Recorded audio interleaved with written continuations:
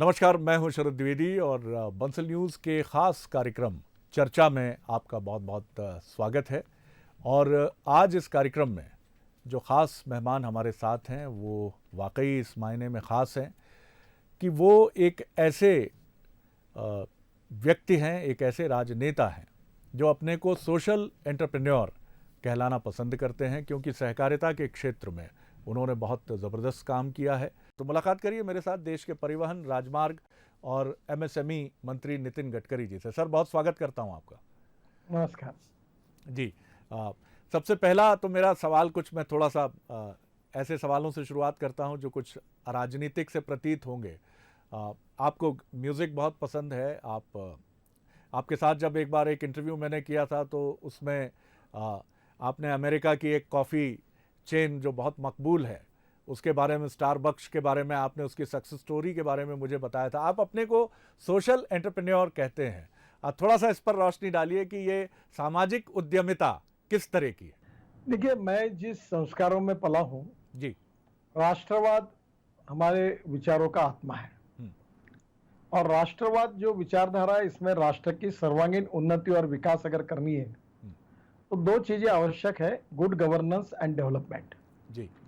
And good governance and development with the help of e governance, क्योंकि technology innovation उतना ही महत्वपूर्ण है। और इसके साथ साथ innovation, entrepreneurship, science, technology, research, skill and successful practices, इसको हम नॉलेज कहते हैं। जी। और conversion of knowledge into wealth, यही हमारा फ्यूचर है। और इसलिए सुशासन और विकास नॉलेज का उपयोग करके, ई गवर्नेंस जैसे, और आगे देश को ले जाना, ये हमारा सबका प्रयास है। और इसका जो उद्दिष्ट है वो अंत्योदय है। जी। अंत्योदय ये हमारी मिशन है, हमारी कमिटमेंट है। दीनदयाल उपाध्याय जी का सामाजिक आर्थिक चिंतन है कि समाज के जो शोषित है, पीड़ित है, दलित है, जो सामाजिक, आर्थिक, शैक्षणिक दृष्टि से पिछड़े हुए हैं, जिनके पास रहने के लिए मकान नहीं, खाने के लिए रोटी नहीं, शरीर पर कपड़ा नहीं, ऐसे दरिद्र नारायण को हम भगवान माने और उनकी निरंतर सेवा करते रहे। और जिस दिन उन व्यक्तियों को रोटी, कपड़ा और मकान मिलेगा, उसी दिन हमारा कार्य पूरा होगा। ऐसे दीनदयाल उपाध्याय जी का अंत्योदय का ये विचार, ये हमारा उद्दिष्ट है। जी। अब ऐसा है कि इस देश में बड़े प्रमाण पर समाजवाद भी आया, पूंजीवाद भी आया और साम्यवाद भी आया। 47 के बाद पार्टियां भी बनी, नेता भी आए। अब रशिया और चाइना में ही कम्युनिज्म खत्म हो गया और लिबरल इकोनॉमी की कैपिटलिज्म के तरफ बढ़े हैं। शंघाई को नॉन रेसिडेंशियल चाइनीज ने डेवलप किया है। तो पर आज दुनिया में कैपिटलिज्म जो है, पूंजीवाद की अर्थव्यवस्था, लिबरल इकोनॉमिक्स, इसका भी सॉल्यूशन नहीं है। तो हमें अब ऐसा सोचना होगा कि गरीब व्यक्ति को केंद्र बिंदु मानकर हमें सामाजिक आर्थिक परिवर्तन लाना पड़ेगा। और उसके लिए मैं पंडित दीनदयाल उपाध्याय जी को बहुत विचार के रूप में, आदर्श के रूप में मानता हूँ। मैं मेरे जीवन में मुझे जॉर्ज फर्नांडिस, अटल बिहारी वाजपेयी, इनके साथ थोड़ा बहुत काम करने का मौका मिला। ये दोनों मेरे लिए आइकॉन है। एक शरद जोशी शेतकरी संगठन के नेता थे, जो उनके विचारों से मैं काफी प्रभावित हुआ हूँ। और मैं जो भी इस प्रकार की बातें होती है कि जिससे गरीब आदमी कैसे सुखी हो, जैसे उदाहरण के लिए आपको एक उदाहरण देता हूँ कि इस देश में 1 करोड़ लोग साइकिल रिक्शा चलाते थे। आदमी आदमी को ढोने का काम करता था। मैं ट्रांसपोर्ट मंत्री बना, मैं बहुत अस्वस्थ था कि ये प्रथा बंद होनी चाहिए। मैंने मैकेनिक्स ड्रिवन ई रिक्शा लाई, उसके लिए मैं सुप्रीम कोर्ट तक मुझे लड़ना पड़ा। और आज देश में 50 से 60 लाख लोग, लड़कियां भी, दिव्यांग भी ई रिक्शा चला रहे हैं। और एक समय अभी जल्दी आएगा कि देश में एक भी व्यक्ति साइकिल रिक्शा नहीं चलाएगा, कोई अपने बोरा अपने पीछे रखकर नहीं चलेगा। तो मैकेनिक्स ड्रिवन ई कार्ट होगा, मैकेनिक्स ड्रिवन ई रिक्शा होगा। और ये सामाजिक शोषण करने वाली सबसे बड़ी प्रथा थी। जैसे वो हमारे यहाँ शौचालय की गंदगी साफ करने के लिए लोग काम करते थे, सफाई कामगार, वो जितनी गलत थी उतनी ये गलत थी। गरीब व्यक्ति को केंद्र बिंदु मानकर रोटी, कपड़ा और मकान उसको कैसे मिले। और इसीलिए politics is the instrument of socio economic reform, सामाजिक आर्थिक परिवर्तन का राजनीतिक प्रभावी उपकरण है। ये समझकर मैं सोशल एंटरप्रेन्योरशिप में, शिक्षा के क्षेत्र में, मैं 1100 एकल विद्यालय चलाने वाले ट्रस्ट का अध्यक्ष हूँ। जो गढ़चिरौली में और नक्सलाइट बेल्ट में और आदिवासी क्षेत्र में 1100 एकल विद्यालय चलाता है। 950 हमारे टीचर्स हैं। फिर मैं दीनदयाल जी मेडिकल शोध संस्थान के द्वारा मैंने अभी क्या 12 से 15 हजार तक के हार्ट के ऑपरेशन मुफ्त किए जी। लोगों की वैद्यकीय इससे सुविधा सेवा करने का काम करता हूँ, कैंसर हार्ट के रोगियों का जी। तीसरी ओर मैंने ऑर्गेनिक फार्मिंग में काम किया। हमारे विदर्भ में किसान आत्महत्या कर रहे थे, पानी नहीं था, 22 शुगर फैक्ट्री यहाँ दिवाला पीट चुकी थी जी। तो किसानों के उद्धार के लिए मैंने चीनी मिलें खोली, ग्रीन पावर में आया, इथेनॉल बनाया। इथेनॉल की इकोनॉमी की मैंने काफी वकालत की 12 साल से। 7 लाख करोड़ का हमारा इंपोर्ट है क्रूड ऑयल का, वो बच सकता है। हमारा देश का किसान बिजली और फ्यूल तैयार कर सकता है। ये मेरा आज वो सपना पूरा होते हुए देख रहा हूँ तो मुझे बहुत खुशी है। तो इस देश की इकोनॉमी में जो गरीब व्यक्ति है, गांव गरीब मजदूर किसान, उसको हम अपने जीवन में अपने पैरों पर खड़े कैसे कर सकते हैं, उसको रोटी कपड़ा मकान रोजगार ये कैसे दे सकते हैं और गांवों को समृद्ध कैसे बनाएंगे और गांव गरीब मजदूर किसान का कल्याण कैसे करेंगे। हम अपने जीवन में तो ठीक है, हमको अपनी चिंता करनी पड़ेगी पहले जी। हमारा घर परिवार बच्चे, पर उसके बाद पूरा समाज हमारा परिवार है। इस भावना से हम उनके जीवन का उद्धार करने की कोशिश करेंगे। यही सोशल एंटरप्रेन्योरशिप का कंसेप्ट था। बिल्कुल नितिन जी, मैं आपसे पूरी तरह सहमत हूँ इस मामले में कि देश की तस्वीर बदल सकती है। मैं समझता हूँ चाहे पंडित दीनदयाल जी का अंत्योदय दर्शन हो या गांधी जी का ग्राम स्वराज हो, कहीं कुछ बाधा उत्पन्न होती हुई दिखती है तो वो है कि आधुनिक टूल्स को अपनाने की जो हमारी सोच है, कहीं उसमें बाधा दिखती है तो कहीं ठीक से अंत्योदय दर्शन को या ग्राम स्वराज को हम ठीक से समझ नहीं पाते हैं, या इनके कन्वर्जेंस को लेकर इन विचारधारा के साथ आधुनिक तकनीकी के और सक्सेस स्टोरीज के दुनिया की इनका हम समन्वय नहीं कर पाते हैं। जो बात आपने बड़ी सुंदर बात कही, आखिर सर हमारे पास ज्ञान है लेकिन हम इसको पूंजी में बदल क्यों नहीं पाते? देखो, पहली बात तो ऐसी है कि मॉडर्नाइजेशन एंड वेस्टर्नाइजेशन जी, ये दो अंग्रेजी शब्द हैं।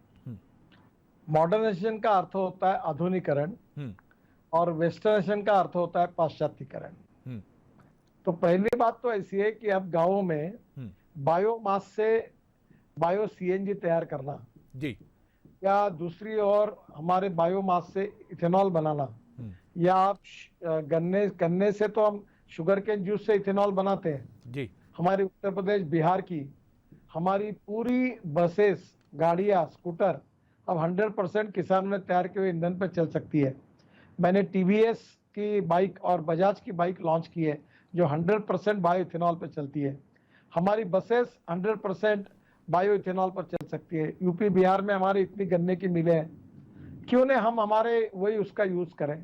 तो मेरा सुझाव ये आपको है कि इसके में तो मैं बहुत मेरे विचार रख चुका हूँ क्योंकि उसके लिए समय की कमी है, पर मेरा कहना यही है कि गांवों को समृद्ध संपन्न और शक्तिशाली बनाना, स्मार्ट शहर के साथ स्मार्ट विलेज बनाना, और गांव के लोगों को गांव में रोजगार मिलेगा, गांव में अच्छी स्कूल होगी, गांव में भी अच्छा अस्पताल होगा और गांव में ही रोजगार होगा, अच्छा घर मिलेगा सबको। ये संभव है, ये कठिन है पर असंभव नहीं है। और इसीलिए मैं मानता हूं कि गांधी जी का जो कंसेप्ट है, दीनदयाल जी का जो है, उसमें डिफरेंस नहीं है। अभी मैं एक योजना तैयार कर रहा हूँ, 10 लाख महिलाओं को मैं 2-2 सोलर चरखा दे रहा हूँ और वो महिला अपने घर पर सोलर पैनल लगा के वो चरखे से सूत निकालेगी और एक महिला कम से कम 20,000 रुपए महीने की कमाएगी। टेक्नोलॉजी, अपग्रेडेशन ऑफ टेक्नोलॉजी, इसका विरोध गांधी जी ने कभी नहीं किया। उस समय वही था कि भाई कच्ची घानी से तेल निकालना वही टेक्नोलॉजी थी, तो उन्होंने वो बात कही। तो गांधी जी का कहना और नेहरू जी के इसमें दो प्रकार का एक डिस्टेंस था। गांधी जी कहते थे we need maximum production with the involvement of maximum number of persons, और नेहरू जी की जो इकोनॉमिक थिंकिंग थी उसमें मैक्सिमम प्रोडक्शन उसका आधार था। तो मैं ये मानता हूं कि मैक्सिमम प्रोडक्शन से मैक्सिमम रोजगार को निर्माण करना, यही गांधी जी का सूत्र था। और उस समय टेक्नोलॉजी वो नहीं थी जो आज है, और आज की टेक्नोलॉजी कल और बदल जाएगी कुछ। अभी पानी पे उतरने वाला हवाई जहाज आ रहा है, मैंने लाने की कोशिश की। अब वो गंगा का मैंने जलमार्ग बनाया।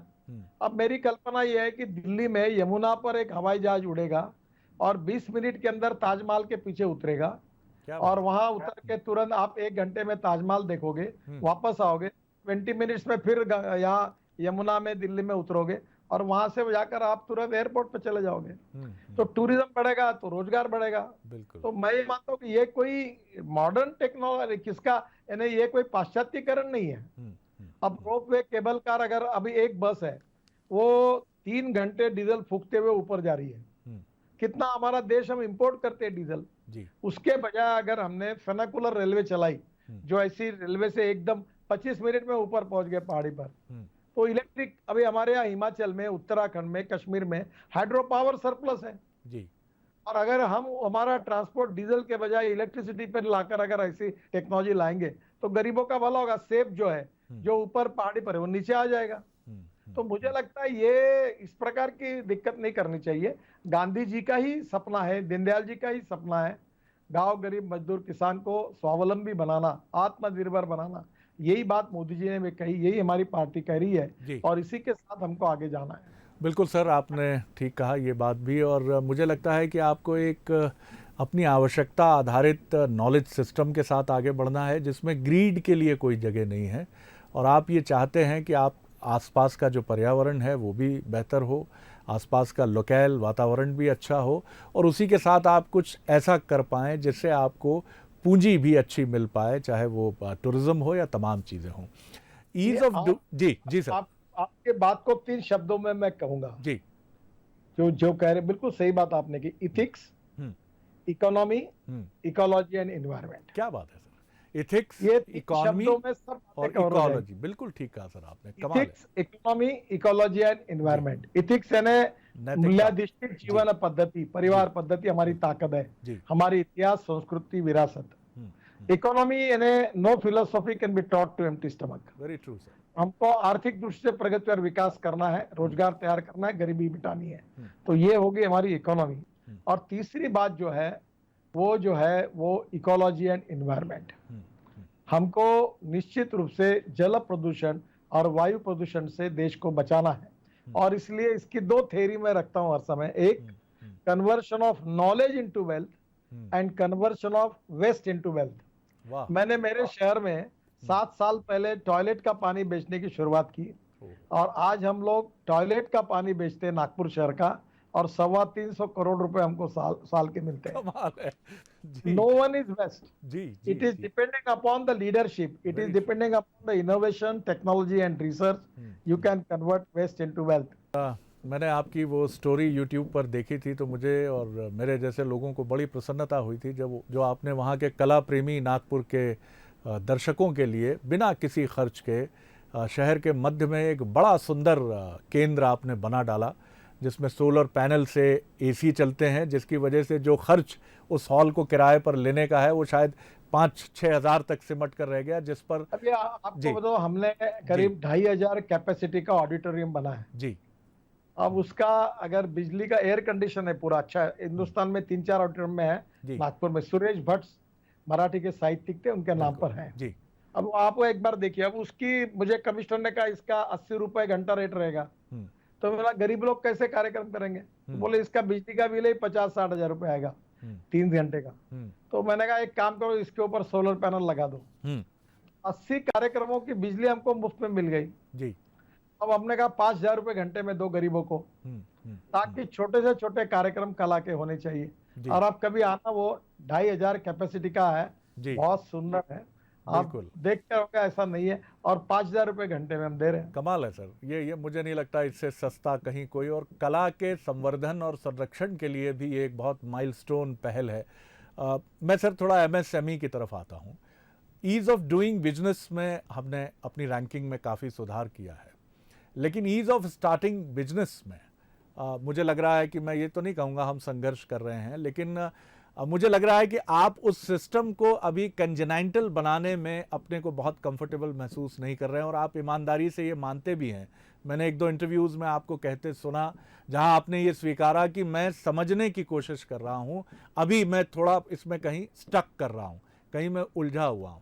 कहाँ आप कठिनाई पा रहे हैं ईज़ ऑफ स्टार्टिंग बिजनेस में? आपने सुझाव भी मांगे हैं पूरे देश से, लीडिंग ऑर्गेनाइजेशन से, क्या कठिनाइयाँ आप महसूस कर रहे हैं ईज़ ऑफ स्टार्टिंग बिजनेस में?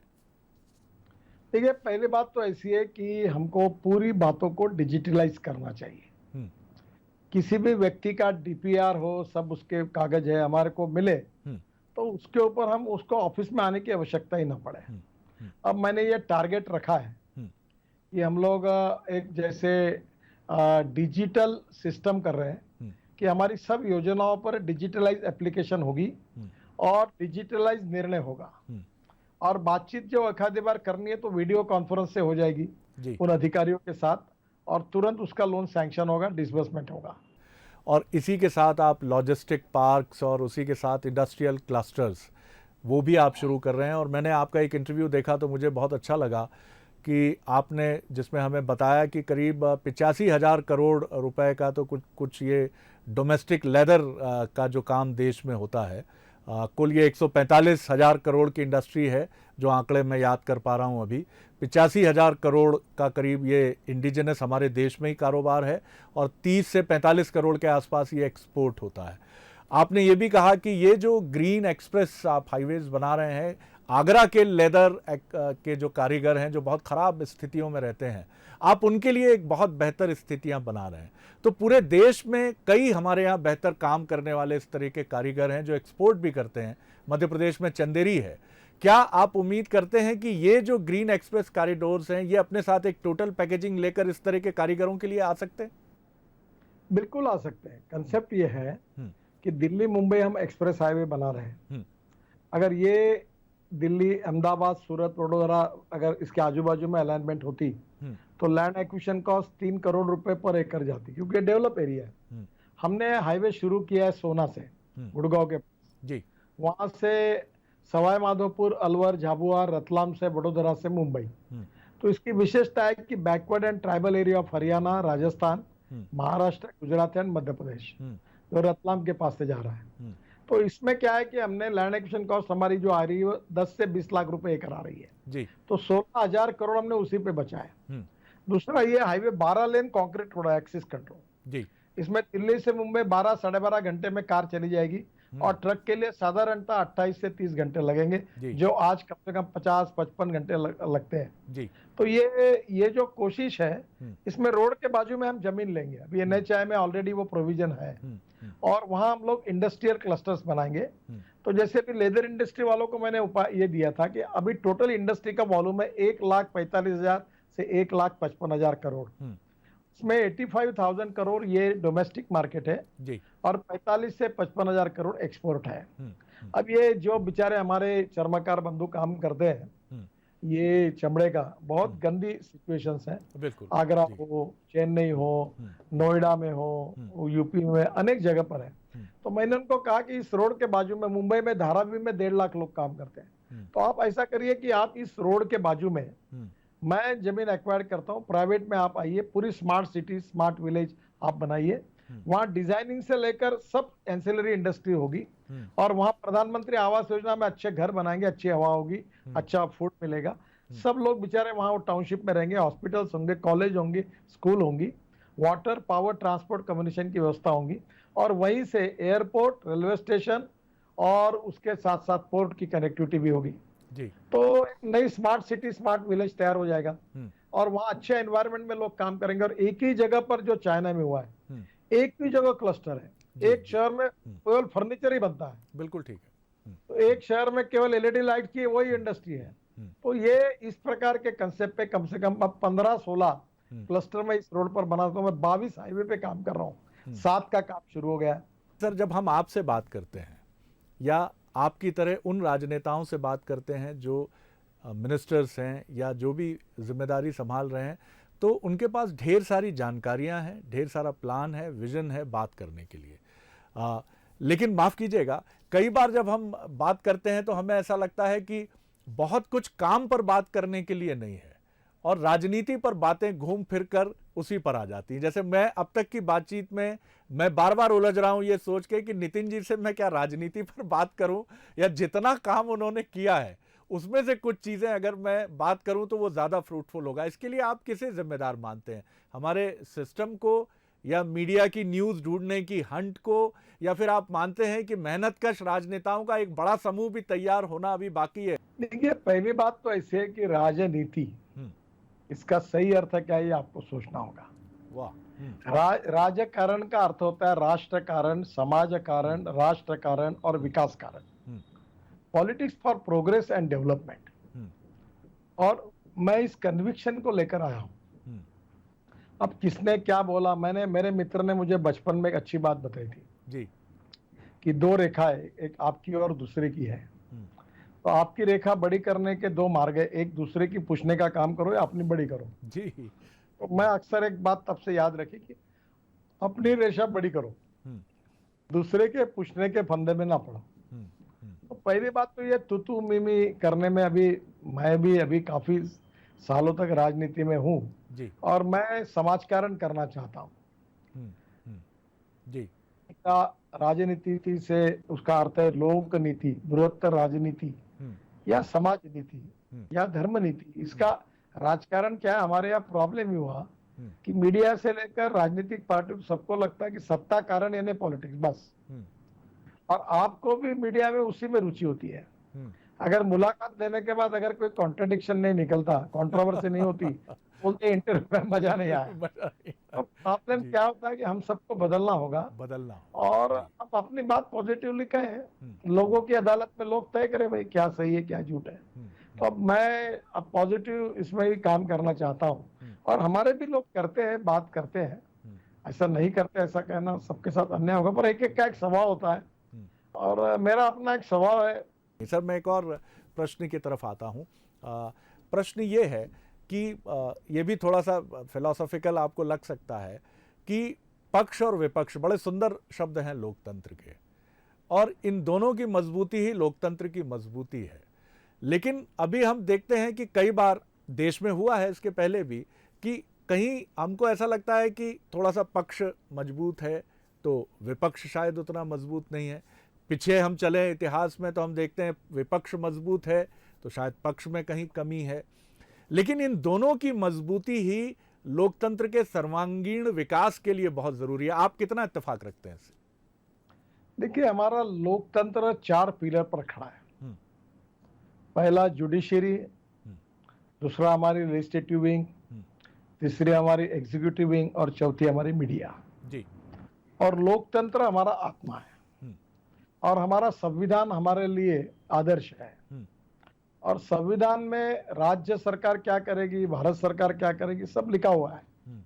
तो मेरा तो कहने का आपको इतना ही तात्पर्य है कि राजनीति में भी हमको प्रबोधन, प्रशिक्षण, रिसर्च एंड डेवलपमेंट जी, कार्यकर्ताओं को भी हमको संस्कारित करना पड़ेगा और आइडियोलॉजिकली उनको हमको सक्षम बनाना होगा।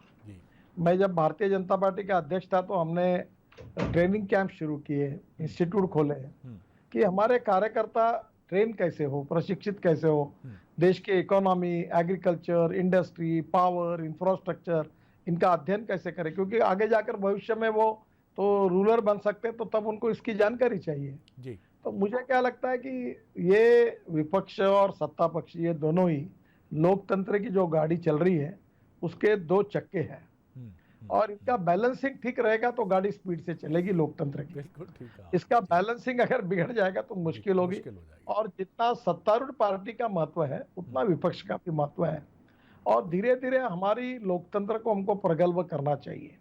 जैसे अमेरिकन डेमोक्रेसी है, यूके की है, कि अनेक विषयों पर वो देश के हित के विषयों पर सब लोग एक हो जाते हैं जी।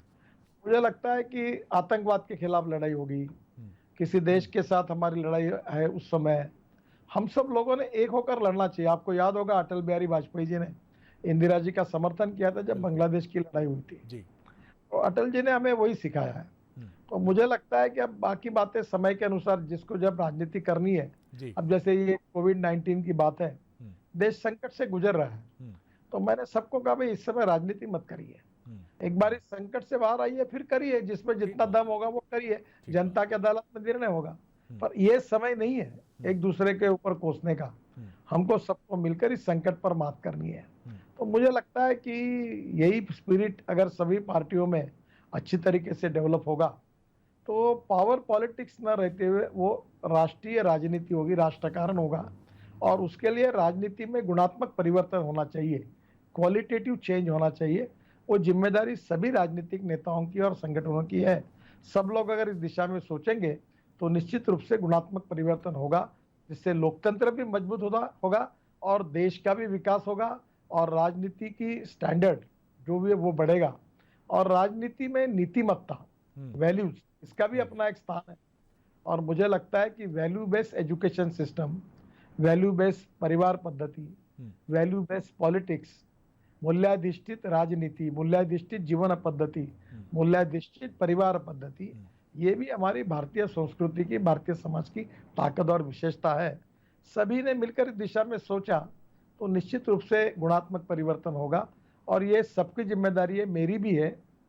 पहले मैं अपने तरफ से अच्छा व्यवहार करूं जमीन पर, तो फिर लोगों को कह सकता हूं। ये समझकर हमने काम करना चाहिए, ऐसा मुझे लगता है। बहुत बहुत धन्यवाद और आपकी राजनीतिक यात्रा के लिए आपको ढेरों शुभकामनाएं। चर्चा में इतना ही, मुझे दीजिए इजाजत। नमस्कार।